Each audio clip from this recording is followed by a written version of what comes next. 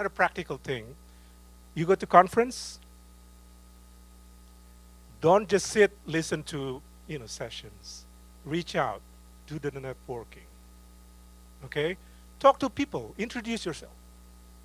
Um, I got my position postdoc at Purdue because it's like this, conference, I bump into someone, introduce myself, and somehow, see, this is destiny, right? Or whatever you want to call it. So we cross paths. And that leads to something, and then, he invited me, I invited him, and he said, why don't you do postdoc? Before that, I have no clue, whether I can actually come to the US. All right? So use your time to network. It's good to have IMSA student, but also you have to be open to, you might be a caricature that Indonesian students tend to be, gathered just with themselves, which is fine. You need that support, but open up. Just, reach out. And the last few things I think is you need mentor. And I can tell you there are many people in academia that are willing to actually support you, right? If you reach out, tell them, but also you have to prove that you can act. It's kind of to, you know, um, it's a take and give. So you have to also have something to contribute to them. And they're more than willing. I mean, right? You have to face it, right? You need letter of reference. So who are they coming from? Of course, your advisor. But again, in the conference, you can talk to as many, you know. Okay, I want to close to also, for this remark, find a niche, something where you're very good at, right? That if someone has, or people have questions, they will have to come to you. My model, when I was a child, is Pak Habibie. And he is known as Mr. Crack, right? Because he specialized in the material failure. But then you started with that, and the whole world is will open to you. I guess take it as what it's worth, and I will stop here. Thank you.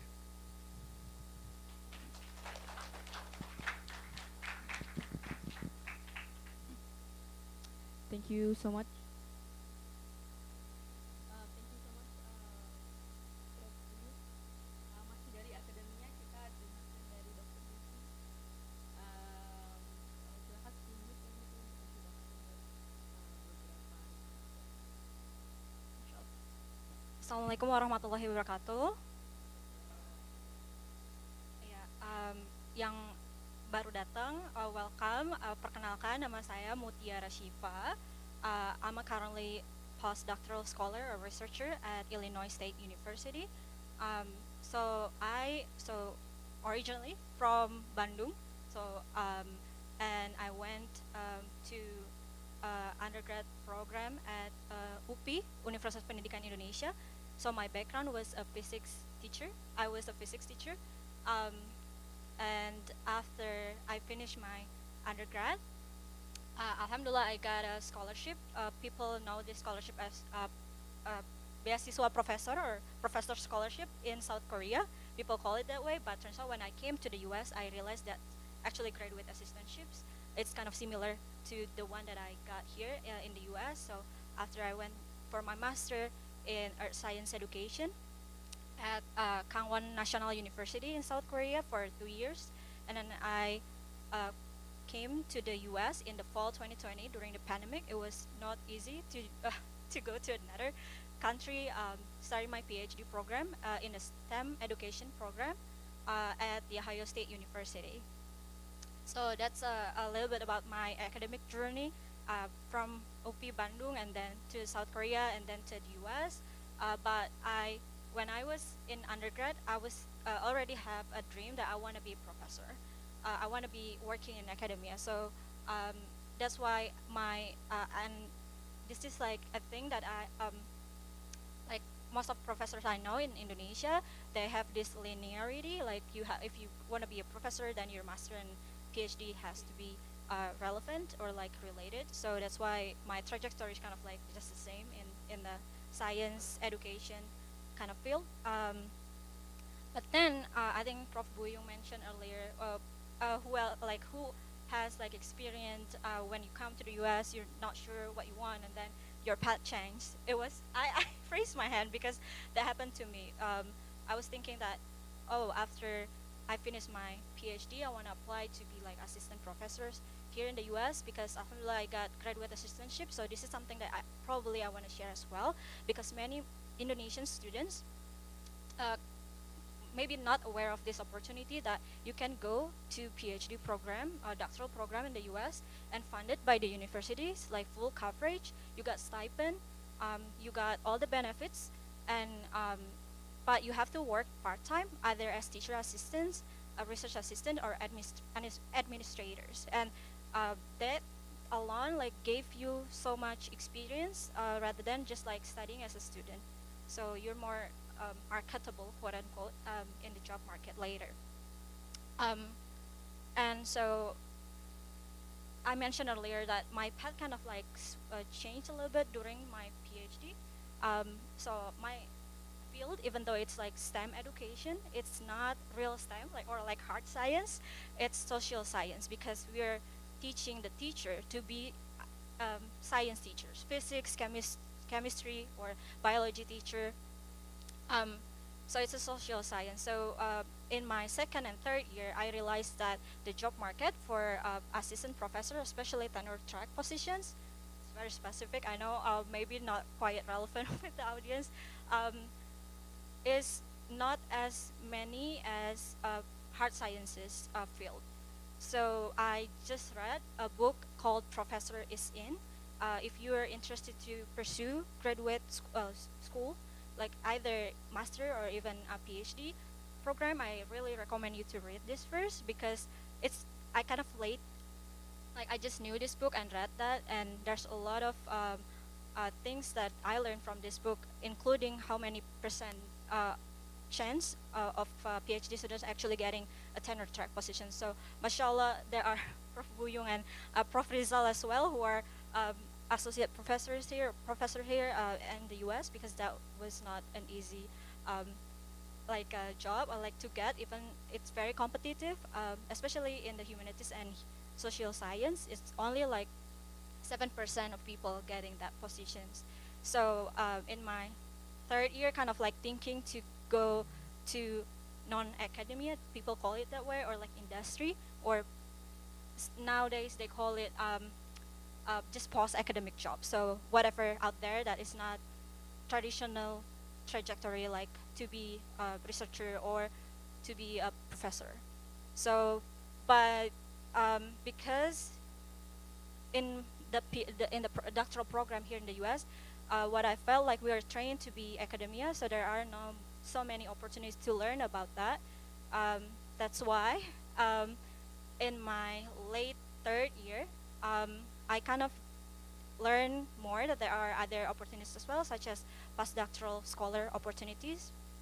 And so I'm thinking like maybe I should try that, like to just give another chance if I really want to pursue academic like trajectory or to be assistant professors because yeah, it's kind of like a little bit different with hard sciences field in the social science.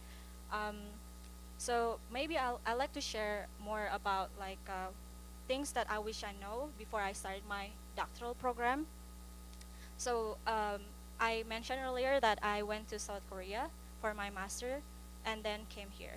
I initially never had an idea that I want to go to the U.S. I didn't like U.S. Because I think growing up in Indonesia, just a lot of like negative bias informations about Americans, and as a Muslim especially, I was so scared. I never actually think about like going abroad even like to study. Um, so, but I met my advisors back then in South Korea who kind of saw the potential in me. I feel like so he really supportive to um, encouraged me to apply for a PhD program when he knew that I want to be a professor in Indonesia back then. And then, and he went to US for his postdoc, so that's why he kind of like brainwashed me in a little bit, like you just try to go to the US, so that's why I came here. But I have little knowledge about the US. So I wish at that time I did more research about US. I even didn't know like where's Ohio State. I didn't know like all these universities that apply. I applied based on like what are top graduate school for educations, especially in curriculum and instructions, because that's like my focus.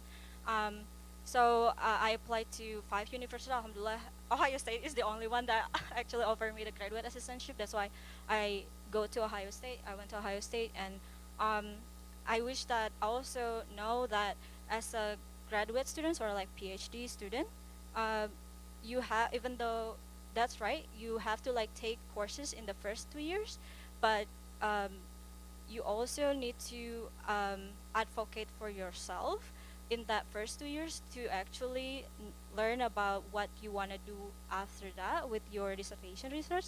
Some people already knew like even before they came to the US, but that tend to change as well, um, because it's so different what I learned when I was in South Korea and Indonesia. And when I came here, I was exposed to so many different ideas, different theories, different philosophies, including like um, critical idea like race and feminism, etc., etc. And that kind of also changed and end up becoming something that I am passionate about to advocate for underprivileged students, because we have a big problem in Indonesia related to education, especially in K-12 and even higher ed. So that's something that I'm passionate about, to give access and also equitable um, science learning for all students, not only like for privileged students, but all students, especially outside Java Island, inshallah, one day. Um, and um, be more flexible as well, or when you're in your graduate program, because you never know like what will happen in your field, especially you thought that, oh, if I have PhD then it will be easily for me to like just get any jobs, but that's not true. Many of my colleagues who graduated with PhD, they're Americans, and it was so hard for them to get a job. If they apply for something that not related to academia, they will say, oh, you're overqualified. How could you be overqualified, right? Like so um, be flexible, and also do your research before you apply for your PhD program. Do you actually really need to get that advanced degree, especially if you're not planning to be academia? And if you actually need that PhD and you plan to work in industry, you might need to make that networking, because it's rarely um, provided by the faculties in your universities to network with people in industry. So go to conferences, as Prof. Buyung mentioned. Um, also, seek that mentor outside of your program, because um, if you went to the IMSA Student Connect in the first day, we talk about endorsement, or like in academia, we call it letter of recommendation for later. I learned from the book that I mentioned, the Professor is in book, that it's what makes you marketable, or like is the letter. One of them are letter of recommendation who are coming not only from your advisor but people outside your organization. So find that mentor. What I did was through LinkedIn. You just like send a message and want to do informational interview. That's what it's called. So just like 30 minutes talk through like Zoom. They usually want to do that anyway. People are so kind. So reach out to them and like just learn about what they do in that industry if you're interested to pursue industry career after PhD. And um, yeah, I think yeah, that's what I want to share. And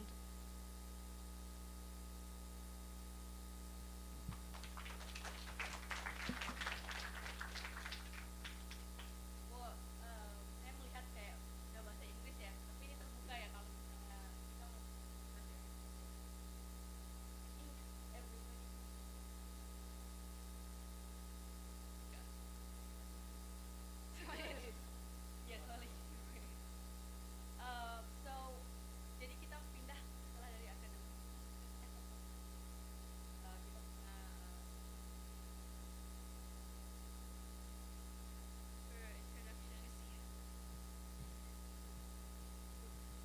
Thank you, Listi. Assalamualaikum warahmatullahi wabarakatuh. Sebelumnya minta maaf teman-teman. So I work as a lead teacher for a 6 to 7 years old madrasah. So I use up all of my voice for today. Jadi udah bicara lebih keras daripada anak-anak umur 6-7 tahun. So minta maaf kalau tidak terlalu manis di telinga. Nama saya Novia Afdila. Saya Global Health Professional. Jadi saya berkarir di Global Health selama 15 tahun sekarang. Jadi 50% di Indonesia, 50% di Amerika. Jadi saya ke Amerika untuk grad school di Johns Hopkins University, Master of Science in Public Health tahun 2013 with Fulbright Scholarship. Setelah lulus, seperti semua teman-teman Fulbright, kita kembali ke Indonesia karena ada 2 years home residency. Saya kembali ke Indonesia 2016 sampai 18 kerja di non-profit di Indonesia, jadi lapangan di Jogja waktu itu. Kemudian kembali ke US, alhamdulillah. Mungkin juga perlu diperkenalkan juga. Jadi saya ketemu suami saya ketika kuliah master di Amerika, dia belakang. Jadi beliaulah alasan saya akhirnya kembali ke Amerika setelah menyelesaikan 2-year home residency. Kami menikah. Saya kembali ke Amerika 2018 dan akhirnya berkarir di public health, di global health di sini gitu. Jadi bisa dibilang jadi saya kayak kombinasi antara kerja sebagai public health practitioner di lapangan, jadi di NGO lokal di Indonesia. Jadi dulu saya ngerjain benar-benar community development di pulau-pulau terluar Indonesia. Dan juga ketika di Jogja juga bekerja sama dengan teman-teman di NGO lokal gitu, sampai akhirnya ke Amerika dan kind of work on the other side of public health, of global health. Jadi kerjasama yang di HQ, di headquarters beberapa NGO internasional berhubungan dengan funders, dengan lembaga-lembaga funding seperti USAID, UK8 and all of that. Jadi ya alhamdulillah punya pengalaman dari dua sisi itu, punya pengalaman navigating visa situation, dari J1 pulang ke Indonesia, kembali ke sini dengan spouse visa, dan juga semua challenges dan pengalaman pulang dari sini, membawa ilmu dari sini, mencari pekerjaan di Indonesia. Menemukan beberapa culture shock atau adjustment setelah biasa di sini, misalnya bergabung dengan teman-teman di sini dan akhirnya kembali lagi ke sini, adjustment lagi di sini, dan sampai sekarang alhamdulillah it's been a really beautiful journey. Kalau dari segi fokus saya, jadi saya kalau di global health itu banyak cabangnya. Mungkin saya tipe orang Pak yang kayak plannya nggak.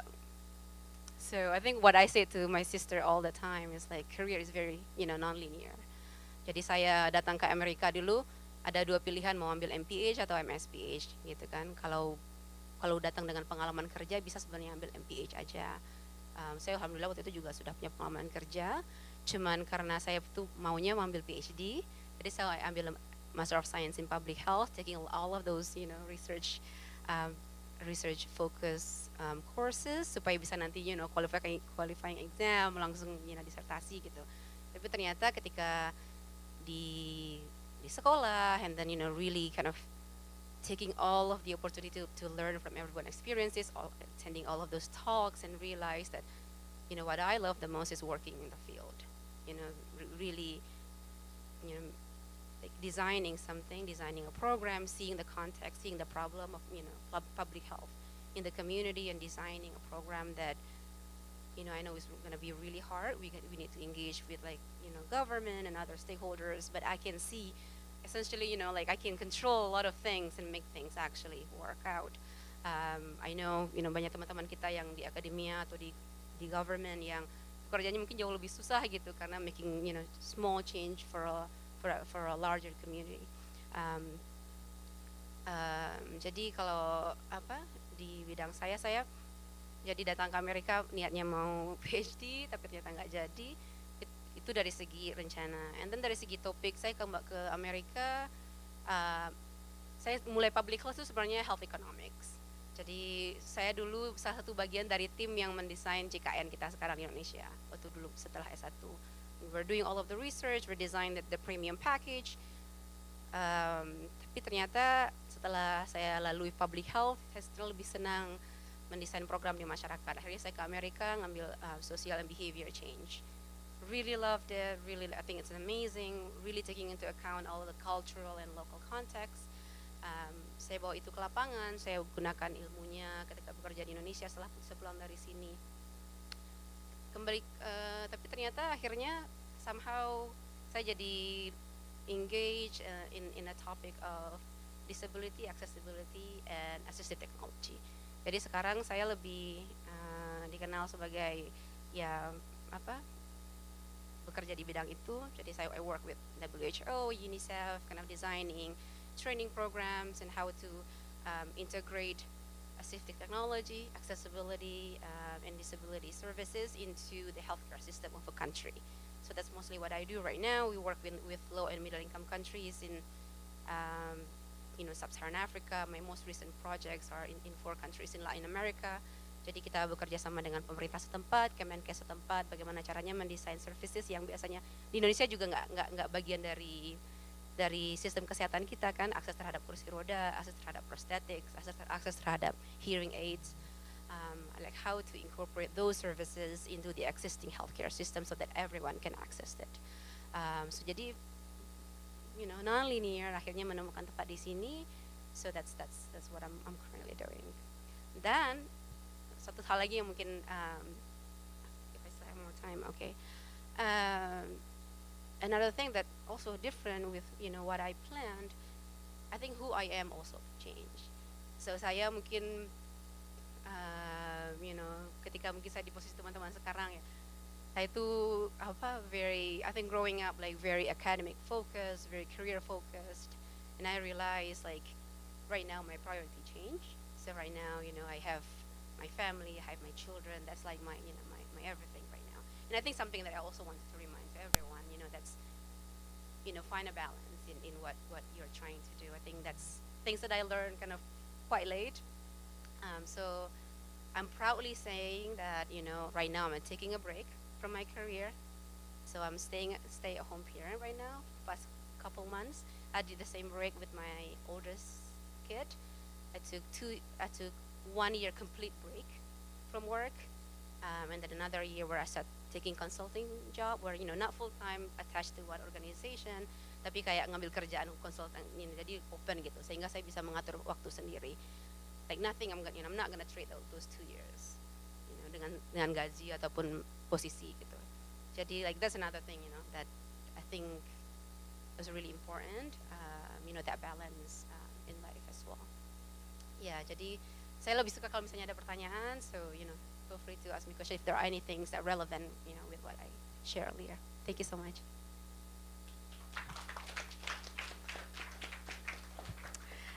Wow, sangat ini ya, eye opening sekali. Saya yang berdiri yang duduk di depan ini mendengar secara langsung, mungkin teman-teman juga kayak banyak yang bisa kita tanya dalam sesi kali ini, tapi mungkin saya bisa awali sesi panel ini dengan going back to masa Prof dan juga kakak-kakak waktu masih sekolah, karena kebanyakan kan di sini masih sekolah ibaratnya. Ada yang baru datang, ada yang udah second year juga,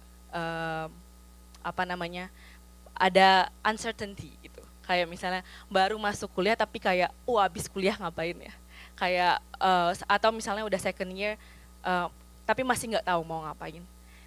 Pertanyaan saya mau misalnya balik ke waktu Prof Buyung PhD, kemudian thinking what's after PhD, kemudian Muti juga waktu PhD what's after PhD, mungkin Uni what's after MSPH gitu. Jadi how do you navigate that uncertainties? Thank you. Yeah, I think that's pretty normal. In my case, so again, right? So when I find out that working in industry or becoming a manager, it's not for me actually. So that's a big sort of aha moment. You know, I don't like doing something that is not intellect. You know, that doesn't challenge you intellectually. That's some. You know, at one point I found out that, right? So what is the job if you want to do, you know, keep being challenged? You have no option, right? So you have to be an academics. But then the uncertainty part is, okay, you know, in Indonesia, if you want to be an academic in Indonesia, once you're graduated, you know, you have to be like hired, right? You have to be an employee. I was not, so I've nowhere to go if I, you know, if I, you know, graduated from my PhD, and I was started thinking, you know, but I don't want to go back to Indonesia. That's another, you know, sort of parameter that I have. I have to stay abroad because another thing I found out, I don't know, I can't survive in Indonesia. You know why? Because you have changed so much, and I feel like I'll be, you know, not that Indonesia will miss me, right? But I'll be suffering, you know, working in the system at that time.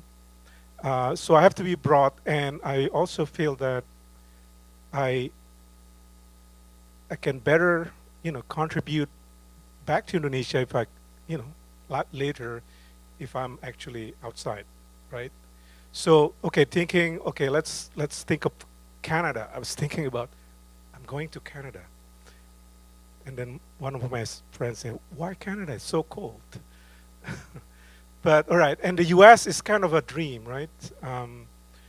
Because the thing that happens is in the US, especially if you are outside US, it's harder because you're kind of unknown. So the key for me at the time is I have to get first into the US, make my, you know, my presence, you know, known to people, and then I can compete, right? If I try to compete from outside the US, I think it's nothing, you know, more than too impossible. So, and that time, and then, you know, I think the school I was at Delft University. They have a system actually. If you write a paper, conference paper, they actually fund you to conference. Isn't that nice? So, so it's kind of incentive. People write a lot of, you know, as many papers as possible. So that allows me to actually travel to the US several times, you know, funded by the university. And then, as I told you, you know, bump into someone and then, you know, get to know him. And that leads to, right, to that postdoc position and then from there. But, and I already got married. I got married when I started my PhD. I don't know, any of you had that? You know, so you have to juggle between home and, you know, work, right, at the same time. And then for some reason, I was talking to my wife and we kind of agreed, let's have kids now, you know, during our PhD. Oh my God, no, I was thinking about that. So my two children were born in the Netherlands. There is two years in between. Well, you should ask my wife. I think she bore all the, you know, most of the burdens, and really grateful for that. But yeah, so I almost graduated with two children with no, you know, job offer, right? What I receive is, you know, you have this envelope. When you see it's kind of thin, you don't have to open it, right? You know, it's a rejection. So yeah, Canada reject. Oh, you know, try this, that.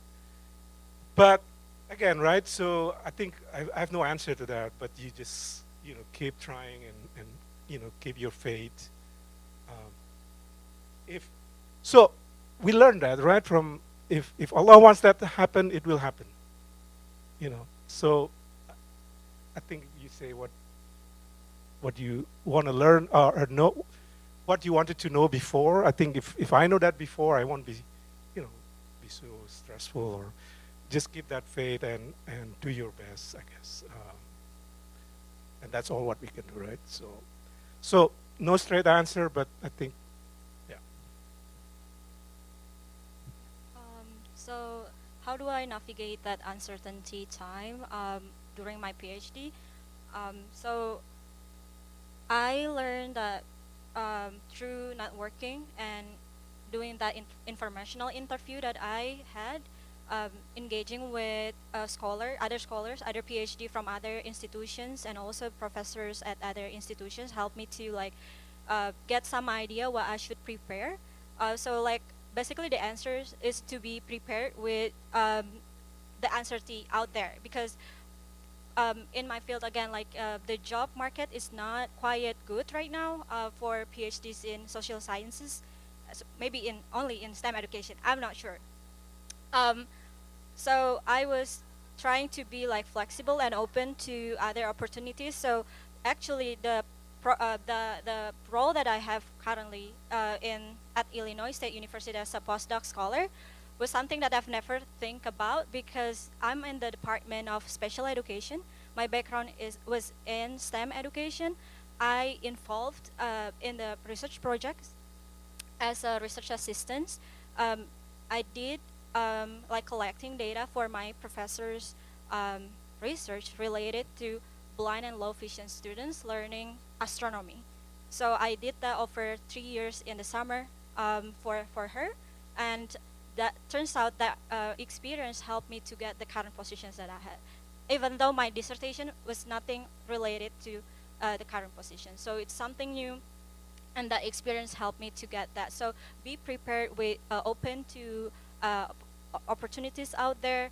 How do you know about those opportunities? Ask your seniors, ask your network. Like I mean, you can do your own research on LinkedIn, who are the like leading professors in your field, and reach out to them through LinkedIn or even like email if they didn't respond. Like be, um, you know, just berani gitu ya untuk to reach out to them. And then other thing is ask my mom for doa. That's like one thing that I feel like that helped me a lot to navigate those uncertainties. And something that happened also in my fourth year. So in my fourth year, I found well, I met my husband. That back then was not my husband yet. So he's there. Hi, thank you for coming.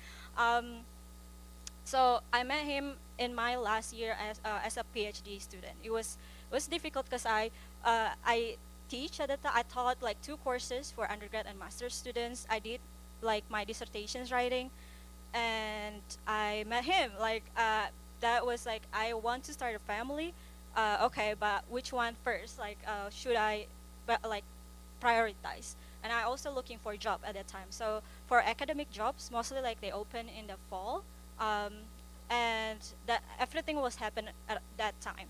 And yeah, so I um, try to balance that and think again like about my priority. And um, I alhamdulillah, like with my mom's dua, and then through like prayers and istikharah, I yeah, Allah helped me like to go through that. And alhamdulillah as well, the experiences that I had during my PhD program helped me to get to the job that I currently have. um, and yeah, that helped.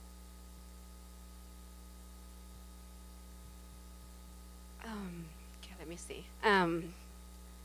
So pulang ke Indonesia itu uncertain banget kan. Kalau satu hal yang mungkin I wish I can tell myself at that time was like, sekolah di Amerika, di grad school itu it's a bubble, right? You're living in a bubble, like so everything is possible, right? Everyone's so driven. There's no, like every problem, if you you put your mind to it, you can solve that, right? And be be ready for the bubble to burst. Once you return to Indonesia, you realize that nothing changed, right? The system is, probably quite, nothing changed in 2 years most of the time. Jadi sangat sayang sekali kalau ketika kembali di Indonesia, and then kita kayak jadi apa ya? Jadi kayak apa sih bahasanya? Jadi kayak down, merasa kayak oh like what am I doing right now, karena all of my dreams and things that I think I could do ketika sekolah gitu kan, you kind of coba ini nggak cukup suggest ke atasan, pulang ke kantor lama, suggest ke atasan mau ada inovasi, ternyata oh nggak ada budgetnya misalnya kan, atau ternyata balik ke puskesmas kalau di public health misalnya, and realize like like for myself for example, working on access to accessible technology itu kayak down in the list of priority ketika masih ngurusin nutrition and maternal health segala macam, right? Padahal ketika aku kuliah kayak really like I think I can change the world really.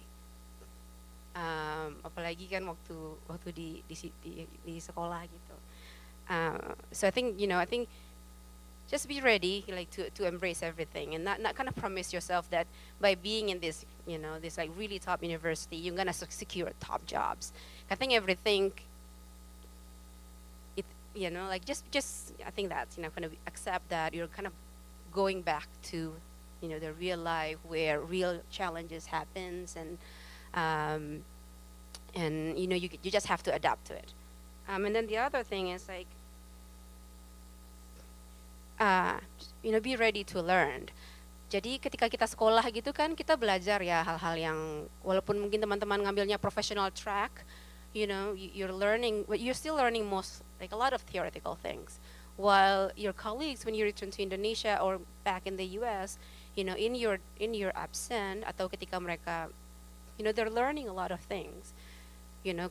Walaupun mungkin bisa dibilang ya kayak kolega kita misalnya nggak punya gelar sebagus kita atau misalnya bahkan mungkin nggak kuliah master, by just staying in the in the professional track they're learning a lot, right? Jadi be ready to kind of put the ego down and learn again. Like I learned so much from like I think my hero was just being in Jogja learning from the activist of the disabled people organization, and like how to work with government, all of these like tips and tricks to kind of get their buy-in for your program. None of that you can learn at school, right? All of the arts of making things done at in the industry or in professional level. So I think those two things, kind of be ready for the bubble to burst and be ready to learn again. I think how do you navigate the uncertainty, and just if those kind of probably abstract but practical things. I think if you have been have some work experience, network, right? Network with what you have done before. Kalau networking itu kan susah ya kalau misalnya kita baru mulai and then we don't really have anything to kind of show them. But if you have things that we already know, like accomplished in the past, I think that's really like how to secure jobs early, easier. I think dari semua pekerjaan yang saya pernah ambil, mungkin purely cuma satu yang benar-benar saya nggak kenal siapa-siapa. So a lot of it, even just kind of knowing someone in the industry, that helps to write a very strong letter of recommendation, or make a phone call for you. Someone I think was really good is in that list of CV that you just received, and you look at the name. That's kind of help you along the way. Yeah, thank you. Thank you so much. Wow. Great answers. I want to open up questions from the audience, because we don't really have much time. So if you have questions, boleh di angkat tangannya. Nanti kita bisa wow banyak. Kita ambil dua dulu, jadi dua ya. Jadi langsung nanti boleh diperkenalkan dirinya, kemudian tujuan ke panelisnya yang mana gitu. Jadi nggak semuanya. Kayaknya kalau semuanya nanti habis waktunya. Langsung satu orang aja ya. Silakan. Langsung dua penanya. Jadi kayak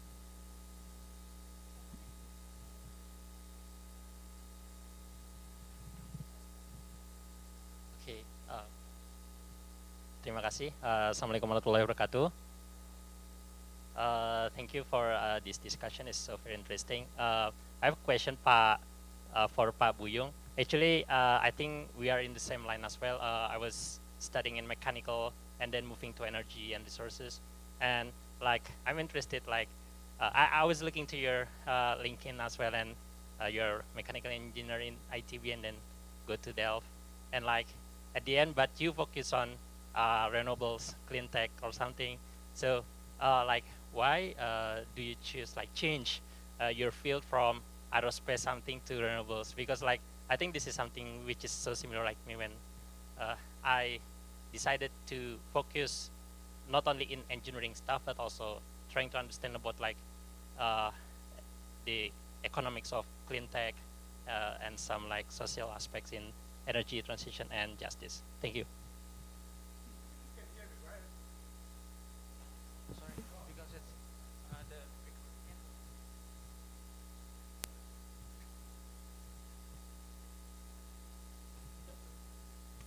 Tes tes. Assalamualaikum warahmatullahi wabarakatuh.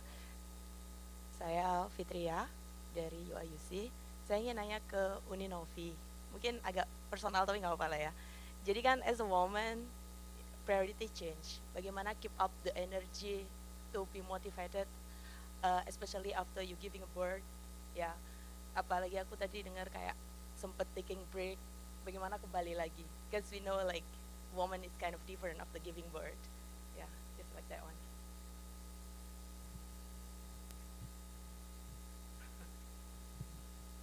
Well, quick answer is think of impact, right? So I studied aerospace engineering.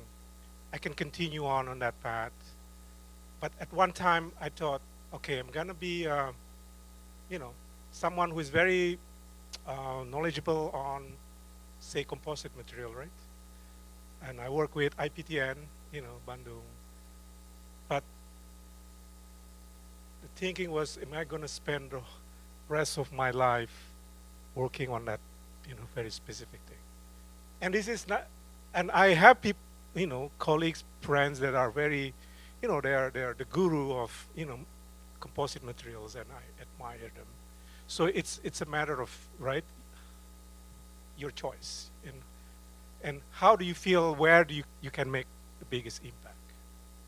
So that's the reason I think, I have to look now, issues from a higher level, more like a system, right? So that I have to, now I have to consider not only the technology side, but the economics of it, the behavior, and that requires different thinking, different tools, approaches. So, and I feel like this is my place, where I feel at home, right? So you feel it, you know.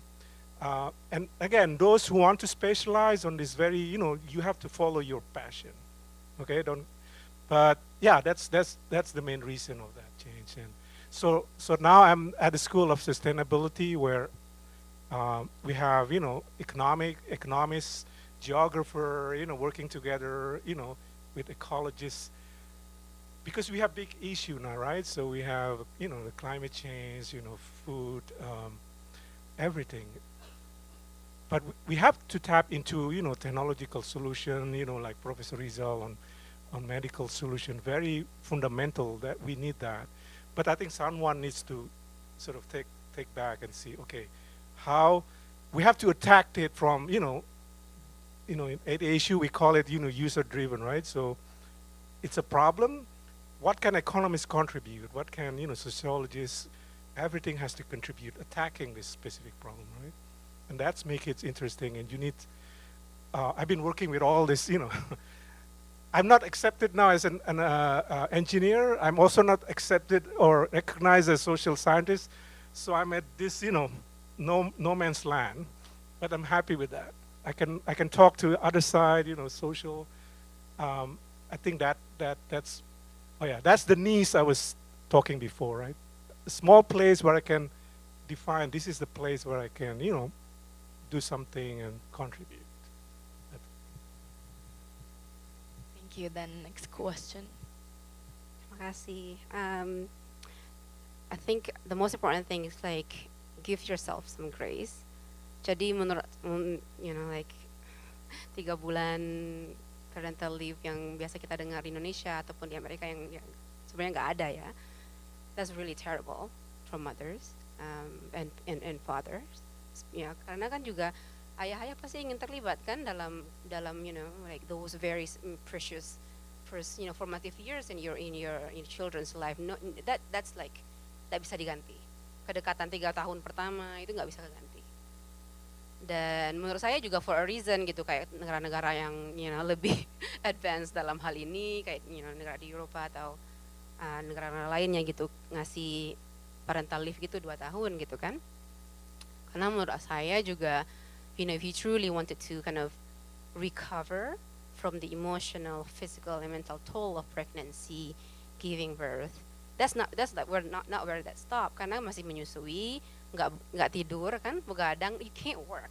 If you're not sleeping, you only sleep like a total of 4 hours at night in like 30-minute increment. It's good if you don't burn your house down when you try to cook and forget to turn off the fire, right? Apalagi mau tulis, like I try to work a technical document, nggak bisa, right? So I think give yourself some grace.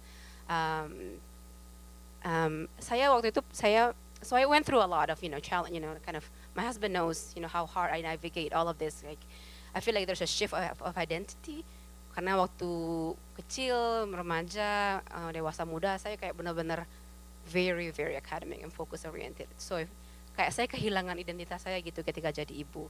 Like how do I prove my worth? If I'm all day saya menyusui, ganti popok, and then I'm not securing new grants I'm not like getting one policy kind of released for my work in certain country misalnya. It's very hard. So I think like give yourself some grace, take the time that you need. The work will be there. So ketika saya kali kedua saya ambil break ini kayak gampang sekali karena saya pernah ngalamin dulu sebelumnya, ternyata nggak seserem itu to take a break and return gitu. Jadi saya ngambil kayak purely break setahun, mungkin mulai engage with the with taking consulting work, mulai kayak reach out again to my colleagues misalnya setelah tahun keduanya, and then back full time setelah 2 tahun berhenti. Tapi ketika saya mulai telling people that I'm ready to start working and interviewing again, nggak ada yang nanya. So I don't even like everyone worried about ini 2 tahun break tulis apa di CV gitu. I just write parental leave. And if you think that's a problem, then I'm not gonna be joining your company, right? If you think that a mother it's like a waste of her talent misalnya, or ini questionable nih kalau hire dia misalnya, I don't want to join that company, right? I'll be more interested to know how you treat your employees that are parents, what are your flexible arrangement misalnya. So I think give yourself some grace, be proud and be brave. I can tell that right now, but I wish I can tell that to myself. But yeah, I think di CV saya nggak pernah ada satupun yang nanya ketika saya tulis 2 tahun saya take parental break, nggak ada satupun yang nanya. And then ketika saya mulai kerja lagi, it was of course ada term-term yang biasanya kayak gampang aja keluar dari mulut gitu kan, like all of those public health terms. It took a while for it to come back, even the speed of writing, right? Dan kayak rasa percaya diri ketika ngomong di rapat misalnya, and then to lead the team again, and also give yourself some grace during those transition period, 6 months, 9 months for example.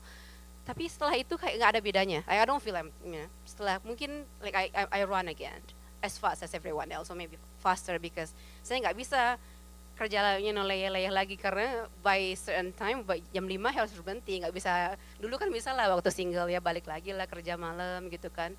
But now with families, like those just the time that I have for work and harus selesai. So itu kayak apa ya? Satu hal yang saya pelajari dan saya mau share ke teman-teman, apalagi mungkin yang dua-duanya lah, perempuan dan laki-laki.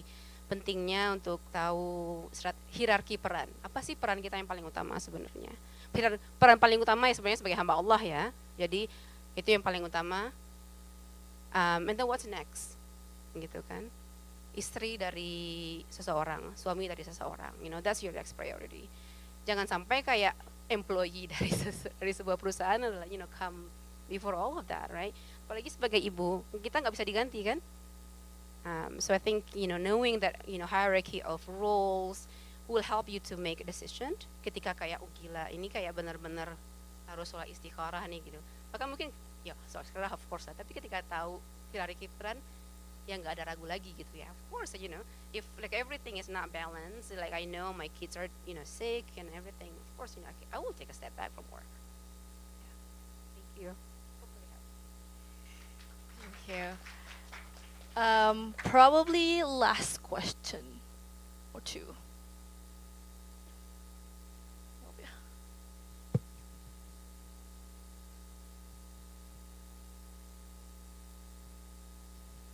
All right, thank you. Well, I have a question. This question is aimed for all speakers, but the question might sound a little bit silly. Okay, how did you see or perceive yourself before and after pursuing your PhD, aside from gaining knowledge, networking, and experiences? Have there been any significant differences when you see yourself after doing PhD? Thank you.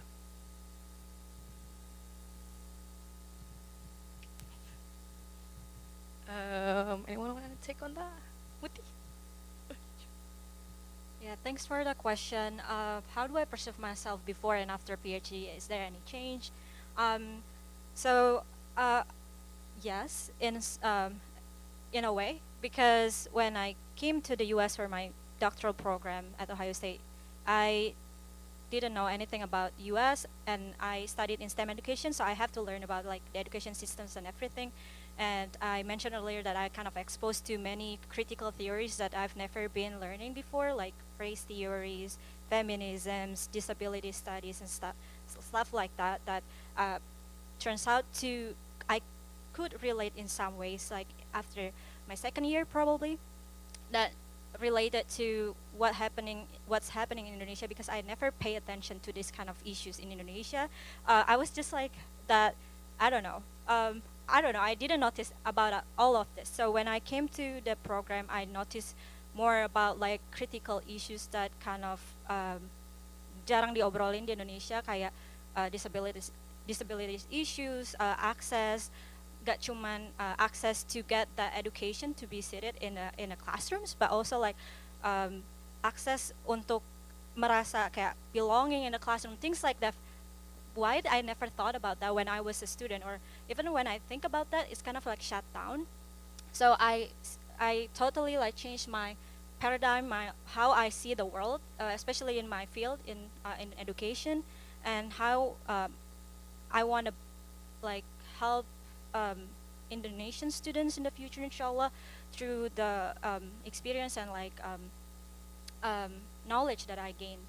So yes, in some ways, and also when I first time came to the U.S., I felt like I had the imposter syndrome. I think every grad students had this, no matter where you come from. Turns out like American too, like they're scared when they enter PhD program, and I didn't know about that. That I thought like so inferior compared to like American colleagues in my program. I thought they were way smarter and etc. etc. But turns out like Indonesian students, international students, are also very competitive. They have like the values that they can share in the classroom. Your different backgrounds, your cultures, your spiritual backgrounds also can share something to others people. So be proud of like your identities, your background. And at the end of like my PhD program, I realized that I bring something to the, I guess, to the field as well. So that kind of shift a little bit as well. So I became more confident at the end about myself and my background as well. Thank you so much, Muti. Wow, I guess that's the end of. Boleh? Well, if you're coming from engineering, I think that change is quite, drastic. No, because as an engineer, right, you're trained to solve problem. You jumped right in and say, okay, I'm gonna, tinker with this, and I'm gonna find solution, right? So when you're doing your PhD, and we say, wait, hold on, wait a minute, you cannot just, make that big jump. You have to really build, right, the argument, very carefully, thoroughly. So that's one. And then the second one is kind of make you humble, right? I don't know. I think most of you think I'm gonna, come to the U.S. I'm gonna graduate. I'm gonna change the world, right? So that feeling is good, but when you're doing a PhD, you realize first you are sitting on the shoulder of giants, and you're gonna make that very, you're gonna extend science, but the very, just make an extension a little bit, right? And you're part of that big, community. So I guess, yeah, uh, and that mindset is takes time to actually settle, and eventually now it's become automatic, right? So you see problem, you ask, okay, what's the question? What's the gap? How are we going to approach it, and what contribution we're going to make? So that's going to be drilled to you if you're doing especially PhD, right? And think about going deeper, and then have everything tenable. It's doing PhD is about defending your thesis, and you have to prove that you have think hard enough, long enough, build your arguments to convince your advisor. Thank you so much for the answer, Prof. I guess that's the end of our meeting. Let me say a few words as a conclusion. Kita udah bicara tentang the importance of networking tadi, finding mentors. They are helpful, but you need to reach out if you see potential mentors. Kemudian juga kita diskusi tentang embracing the uncertainties, trusting Allah's plan. Kemudian juga kita bicara tentang prioritas yang berubah, kemudian juga career break as a mother, kemudian juga terakhir tentang be proud of your identity, then put yourself out there, and bismillah ya untuk for the future, bright future that you'll face very soon. So saya akhiri panel diskusi kita pada siang hari ini. Saya kembalikan kepada MC. Tapi sebelum itu kita ada kenang-kenangan buat panelis kita dari IMSA students. Maybe very quick karena next meeting mau mulai. Silahkan. Yes, so Muti juga ada oleh-oleh untuk penanya tadi. Jadi nanti kita kasih ya ke penanya nanti. So silakan Uni. Muti. Of course. Thank you so much for sharing with us. Sure. Okay.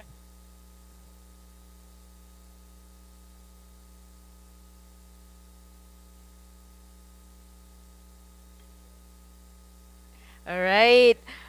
Thank you so much, panelists. Mungkin kita bisa kasih tepuk tangan sekali lagi buat moderator dan panelis kita hari ini.